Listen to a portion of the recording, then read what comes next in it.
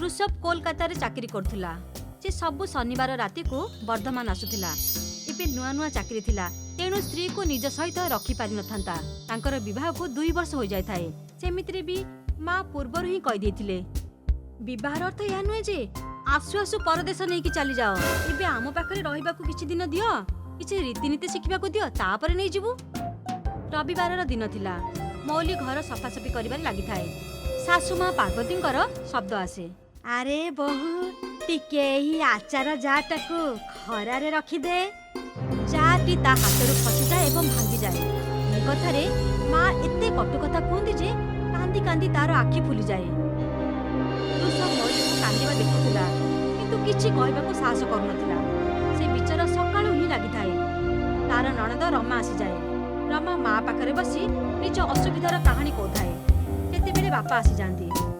अरे भाई केउठी अछ समस्ते, जळखिया टिके मिलिबो कि नाही? समस्ते उठी बाहर को आसी जांती। बहुत भोक लागुछि, शीघ्र जळखिया आनि दियो। बस एबे आणुछि। समस्ते मिसी जळखिया खांती। मौली आज सकाळू ही काम रे लागि जाईछि। आज खाइबा बाहरु ही मगै दउछि। अरे काहे की बाहरु मगैबो? एमिति भी कोन भारी काम करिछि ए। चलो जाओ, मु करि देबी। मु तो तयारी करूछि ना।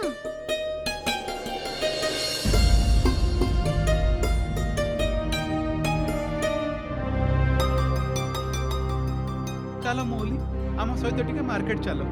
मां को रोसई करियो को दियो।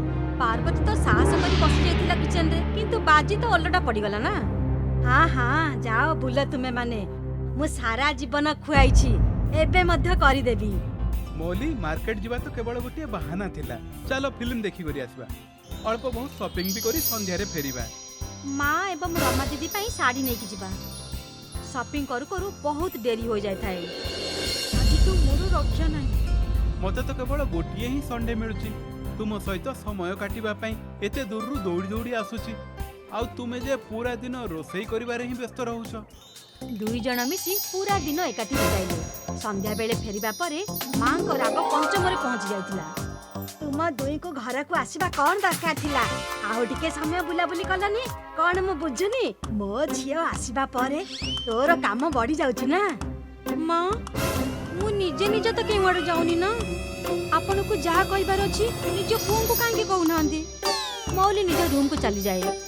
ऋषभ तो स्त्री को आउटिंग एवं बुलाबुली एते जदी इच्छा अछि तेबे एई थर ताकू एठारो नै जा। मो द्वारा सह्य होनी। तुम मानकर ही चाली चलनी। मां एते रागुछ काहे की? आगामी थर आसिले नै कि चाली जीवी। मौली रूम रे जाई कांदु थाए।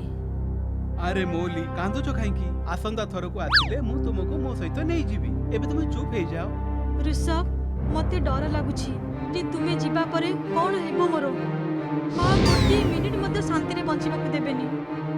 पार्वती मुह एबे भी फुली की थिला। ऋषभ रमा एवं तांको पई आनिथिबा साड़ी मते देई दिए।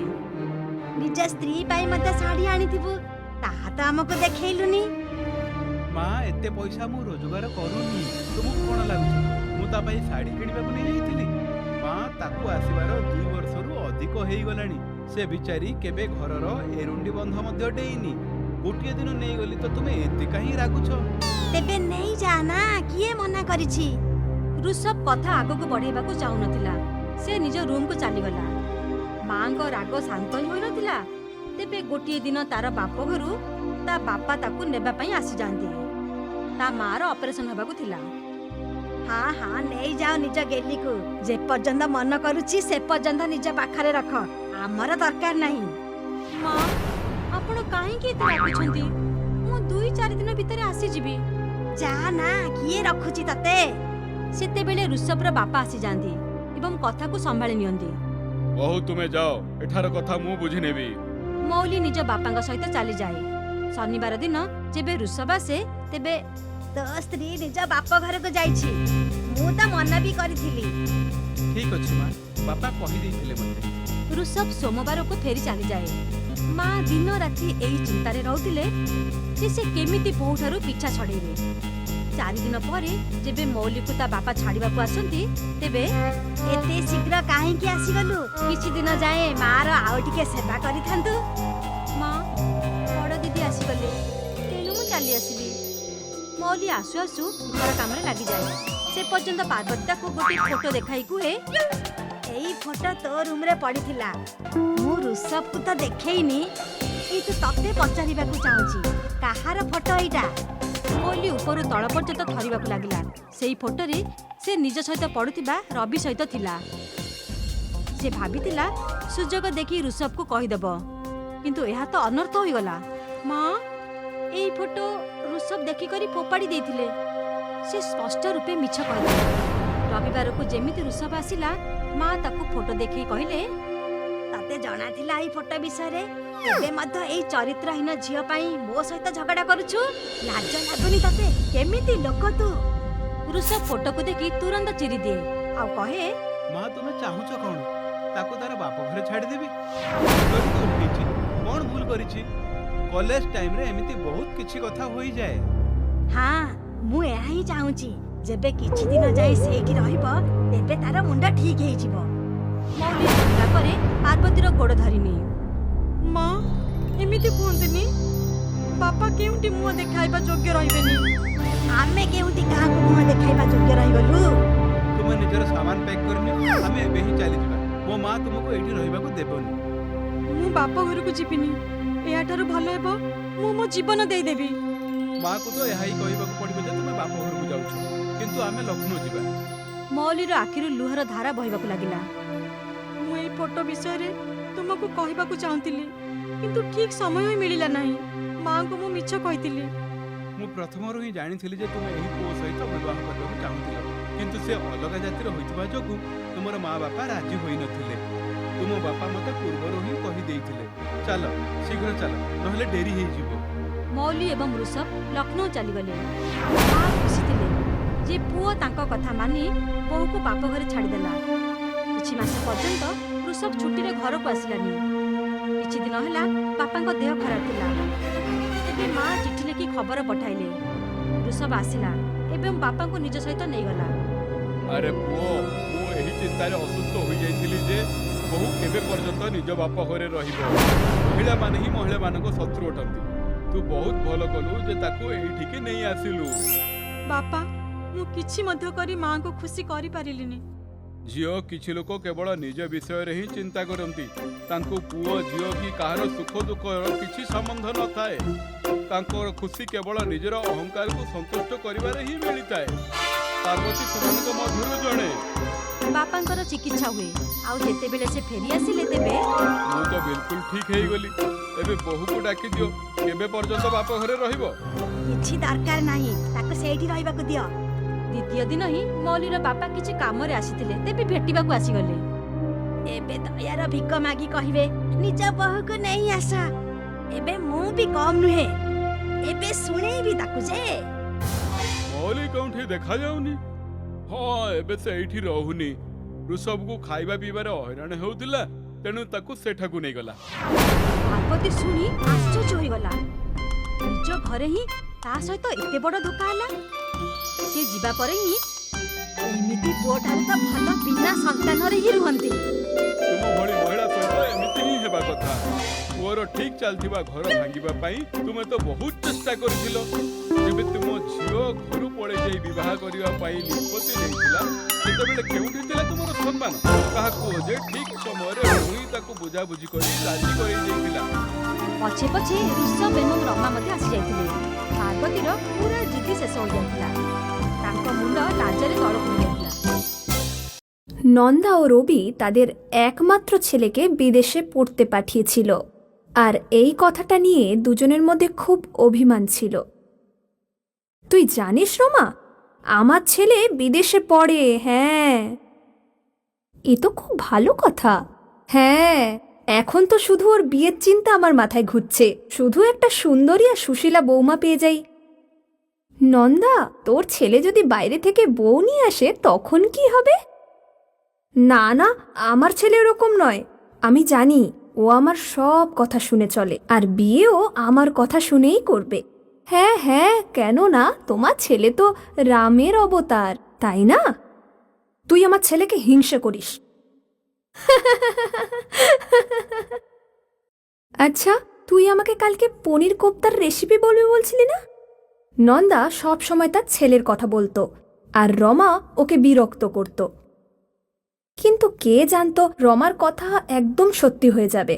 6 মাস পর যখন রবি বাড়ি ফিরে এলো তখন ওর সাথে একটা বিদেশি মহিলা ছিল। হ্যাঁ, এটা আবার কে? মা, এই আমার গার্লফ্রেন্ড। আমরা একসঙ্গে পড়তাম আমেরিকাতে, আর তারপর আমি ওকে ভালোবেসে ফেলেছি, আর আমরা ভাবছি একসঙ্গে বিয়ে করব। এই জন্য আমি একে এখানে নিয়ে আসছি। সুজি, মা আর বাবাকে প্রণাম করো। সুজি বিনোদ আর নন্দাকে প্রণাম করল। তুই কাউকে না জানিয়ে বিয়েটা করে ফেললি যে? একবার আমাদের জিজ্ঞেস তো করতিস। আমি কবে থেকে তোর জন্য মেয়ে দেখছি? 3-4 জনকে তো আমি দেখেও রেখেছিলাম। মা, আমি জানি তুমি আমার বিয়ের জন্য খুব চিন্তিত, কিন্তু আমি সুজিকে ভালোবাসি। প্রেম ভালোবাসা তো ঠিক আছে, কিন্তু এই মেয়ে কি আমার বৌমা হতে পারবে? কেন নয়? এমনিতেও আমি 6 মাস পরে আমেরিকাতে চাকরি পেয়ে যাব। তারপর তো আমরা আমেরিকাতে শিফট হয়ে যাব। ততদিন তুমি একে আমাদের নিয়ম রীতি শিখিয়ে দাও। এসব শুনে নন্দার খুব কষ্ট হলো। যখন ওরা বাড়ির ভেতরে ঢুকলো, বাইরে তোমার মা বাবার পা আমাকে কেন ছুতে হলো বলো তো? কারণ এখানে এইভাবে বড়দের রেসপেক্ট করতে হয়। ও, এও জানে না যে বড়দের কিভাবে সম্মান দিতে হয়। আর তুই চাস একে আমি আমার ঘরের বৌমা বানাবো? মা, তুমি আমার মা। তুমি চাইলে সবকিছু করতে পারো। আমি বিশ্বাস করি তুমি চাইলে একেও সবকিছু শেখাতে পারবে। হ্যাঁ, নন্দা তার বিদেশি বৌমার ট্রেনিং শুরু করলো। বাড়ির বড়দের সম্মান জানানোর জন্য পা ছুঁয়ে নমস্কার করতে হয় এইভাবে। তার মানে আমাকে পা ছুঁতে হবে? হ্যাঁ হ্যাঁ, তুমি ঠিক বলেছ, একেবারে ঠিক বলেছ। নন্দা সুজিকে রুটি বানানো শেখাতে লাগলো। আটা, ফ্লাওয়ার, এটাকে এভাবে মাখতে হয়, এইভাবে। হ্যাঁ হ্যাঁ, আর এটাকে রোলিং পিন দিয়ে বেলতে হয়, এইভাবে। সুজি যখন রুটি বেলা শুরু করলো, জানি না কোন দেশের ম্যাপ বানালো।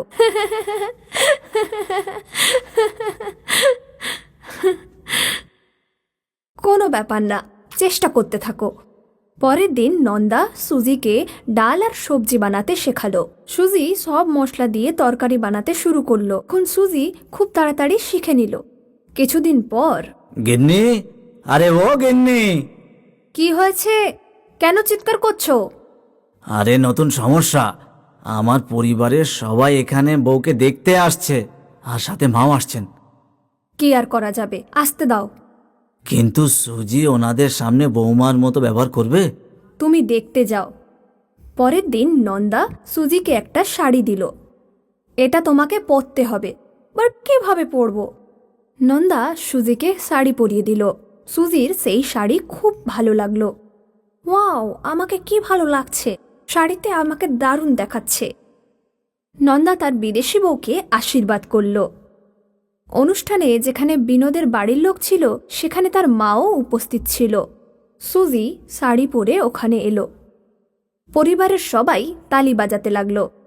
সুজি সবার প্রথমে রবির ঠাকুমার পা ছুঁল। আমাকে আশীর্বাদ করুন। সদা সুখে থাকো বৌমা। ঠাকুমা সুজিকে আশীর্বাদ করল। তারপর সুজি এক এক করে সবাইকে প্রণাম করল। পরিবারের সবাই খুব খুশি ছিল। তোর বৌমা তো দেখছি খুবই ভালো। কিন্তু তোর কথাই সত্যি হলো, আমার বৌমা হলো বিদেশি।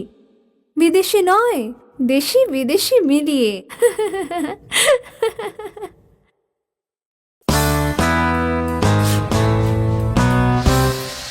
এই মিষ্টি মেয়েটির নাম হলো মায়া। মায়া সাজগোজ করতে খুব পছন্দ করত। মালা যখন শহরে পড়তে যেত, তখন ও একটি বিউটি পার্লারে বিউটিশিয়ান কোর্স করেছিল। আরে বাহ মায়া, তুই তো ভালোই মেকআপ করতে পারিস। কেন পারবো না, আমি বিউটিশিয়ানের কোর্স করেছি। আরে তাই নাকি? আর আমার স্বপ্ন হলো আমি নিজের একটা বিউটি পার্লার করব।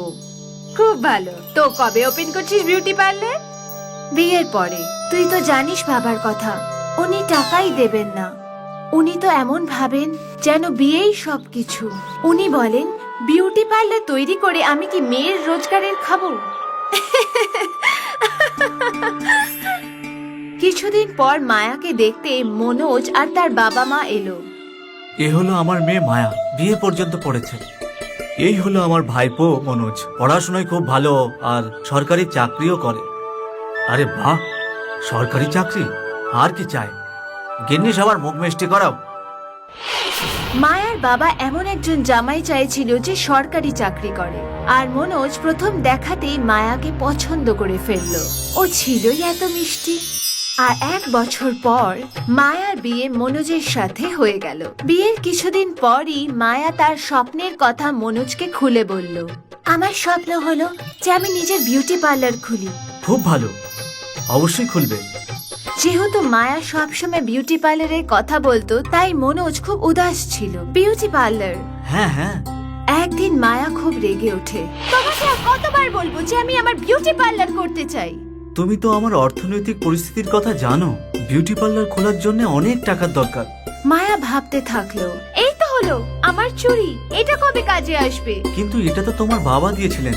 তাহলে কি অসময়ে যদি এটার কাজে না আসে, এটা রেখে লাভ? তুমি এটা বেচে টাকা নিয়ে এসো। ঠিক আছে।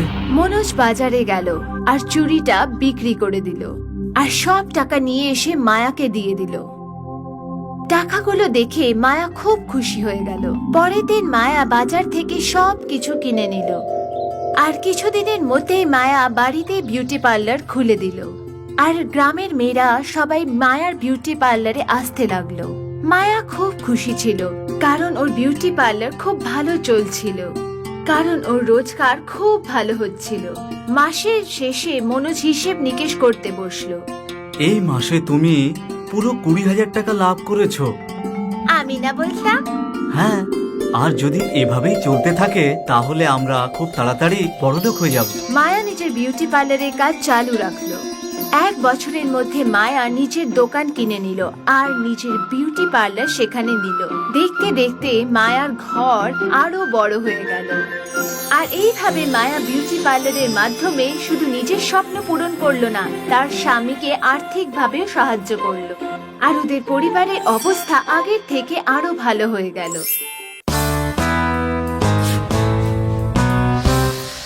সীমার বিয়ের সময় ওর ভাই ওকে উপহার স্বরূপ একটা ফোন দিয়েছিল। ফোন পেয়ে সীমা খুব খুশি হলো। প্রথমে তো কখনো কখনো বাড়িতে নিজের মা বাবা আর ভাইয়ের সাথে কথা বলতো। হ্যাঁ মা, আমি ভালো আছি, তুমিও নিজের খেয়াল রেখো। কিন্তু কিছুদিন পর থেকেই সীমা ফোনের ক্যামেরা দিয়ে নিজেই নিজের ছবি মানে সেলফি নিতে শুরু করলো। নিজের বিভিন্ন রকমের ছবি তুলতে ও খুবই মজা পেতে লাগলো। এই ছবিটা এখানে বসে নি, বাহ আমাকে কত সুন্দর দেখাচ্ছে। একটা ছবি ঘরের ভেতরেও। ছবি তোলার সময় সীমার সমস্ত খেয়াল ফোনের ক্যামেরার দিকেই ছিল। নিচে পড়ে থাকা সাবানের ওপর ওর চোখই গেল না, আরও পড়ে গেল। আমি তো ভিজে গেলাম। জামা কাপড় বদলে তারপর ছবি তুলব। সীমার এবার সেলফি তোলার নেশা হয়ে গেল। সীমা বাড়ির সমস্ত কাজ ছেড়ে দিয়ে শুধুমাত্র সেলফি নিতেই ব্যস্ত থাকত। আরে বৌমা, রান্নাঘর থেকে পোড়া গন্ধ আসছে কেন? আরে পুরো ডালটাই পুড়ে গেছে, কিন্তু বৌমা কোথায়? সীমা তো শুধু ছবি আর সেলফি নিতেই এত ব্যস্ত থাকতো যে এবার তো ও অযত্নকারীও হয়ে গেছিল। সীমা, আমার জামাটা কোথায়? ওটা তো আমি ধোয়ার জন্য ভিজিয়েছিলাম, কিন্তু ওটা ধুয়ে শুকোতে ভুলে গেছি। সীমার শাশুড়ি আর ওর স্বামী সীমার সেলফি নেওয়ার বাজে নেশার থেকে খুবই বিরক্ত হয়ে গেছিল। যদি বৌমা এভাবেই সারাটা দিন শুধু নিজের ছবি তুলতেই ব্যস্ত থাকে, তাহলে ঘর সংসারের কাজে কখন খেয়াল রাখবে? আমি সীমাকে বোঝাবো। সীমার স্বামীও ওকে বোঝাবার চেষ্টা করলো, কিন্তু সীমার অভ্যাস মোটেই বদলালো না। বাড়িতে তো আমি প্রত্যেক জায়গাতেই সকলের সাথে আমার ছবি তুলেছি, এখন কি করব? আচ্ছা, যদি আমি কোনো পালতু জানোয়ার যেমন বেড়াল কিংবা কুকুরের সাথে ছবি তুলে নি? সীমা বাইরে গেল আর একটা রাস্তার কুকুরের সাথে ছবি তোলার চেষ্টা করতে লাগলো, কিন্তু যেই না ও কুকুরের সাথে সেলফি নিতে ঝুঁকলো, তখনই কুকুরটা ওকে কামড়ে দিল। আহ! হে ভগবান, বাঁচাও! আমাকে কুকুরটা থেকে বাঁচাও! ছবি তোলা তো দূর, সীমা নিজের ফোনও ওখানেই ফেলে পালিয়ে গেল। সীমা সেলফি নেওয়ার নেশা ওকে সমস্যায় ফেলে দিল। কুকুরের কামড়ানোর ফলে ওকে ইঞ্জেকশন লাগাতে হলো, আর ওর ফোনটাও পড়ে গিয়ে ভেঙে গেল। এই গল্প থেকে আমরা এটাই শিক্ষা পাই যে কোনো জিনিস অতিরিক্ত ভালো হয় না। যে কোনো ব্যাপারেই প্রয়োজনের থেকে বেশি অভ্যাস করা সমস্যার কারণ হয়ে দাঁড়ায়।